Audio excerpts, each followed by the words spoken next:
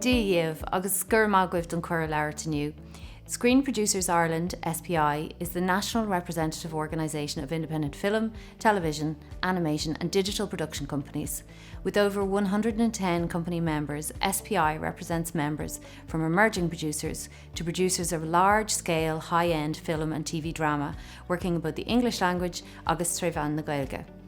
The independent production sector creates original Irish content using Irish creative talent to give Irish culture expression on screen. SPI's recommendations today focus on key funding mechanisms that will sustain our public service media. These recommendations are aimed at creating a world-class audiovisual sector with strong Indigenous independent production companies who retain IP, compete globally and put Ireland on the map as a significant audiovisual powerhouse. The critical importance of the Film and TV Tax Credit Section 481 to the independent production sector should be acknowledged.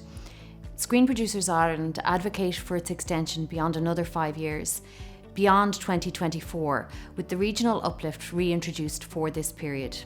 Furthermore, the independent Indigenous producer should be protected and supported by the fundamental maintenance of the DNA and the purpose of Section 481, namely, only Irish Indigenous producers should be eligible to apply for this support. Major international players wanting to access the market can still do so in partnership with an Indigenous partner.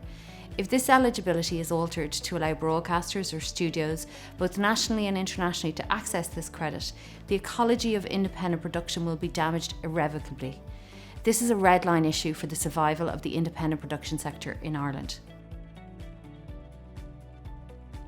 SPI firmly believe that RTE should move to a publisher-broadcaster model over a 5-year period. This would mean outsourcing its original television programme production akin to the successful TG Ceathair model. To continue to serve a public service media remit, all production would be outsourced except for news and current affairs and some light entertainment. This will result in cost savings, creating both a sustainable broadcaster and a buoyant independent production sector. RTE has a statutory obligation to support the Irish independent production sector. The Broadcasting Act 2009 stipulates that RTE must spend a minimum of €40 million on independently produced content each year. In 2008, the complete spend was €75 million. The downward trend of RTE's spend since 2008 on the sector and the consistent uncertainty over RTE's own finances has affected the sustainability and growth of the Irish independent production sector. This reduction in investment in original Irish content is taking place at the same time as the rapid increase in subscriptions to video-on-demand services and the increase of international content available to Irish viewers on those platforms. Increasing the statutory minimum spend is a vital component of future media funding. The current licence fee regime needs a radical overhaul to restore public buy-in and create the sustainable funding model that is needed to support public service media in these evolving times. SPI believes this is not the time to take money from licence fee revenue to fund other sectors, but to consolidate it within the content creation industry to allow it to grow and continue to serve Irish audiences. Without prompt action from the Commission and the Government, not only will RTE's ability to function be put at risk, but also the independent production sector that supplies it.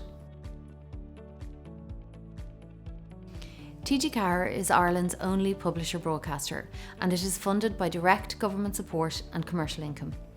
TG Ceathair is the main source of spend in the independent Irish language production sector. It is the only consistent source of Irish language programming for Irish language audiences. Its status as a key investor in original Irish content for specific audiences cannot be overstated. TG Ceathair's public funding remains its key source of income. It is vital that funding is set at levels which can enable it to develop the service, support a regional spread of Indigenous producers, grow its audiences, and respond to the challenges it faces in the digital environment. The EU revised Audiovisual Media Services Directive 2018 is to be legislated for in Ireland in 2021. This directive contains a provision for a levy to be placed on the Irish turnover of pay TV services like Sky, video on demand services like Netflix, and on advertising on television services targeting Irish audiences.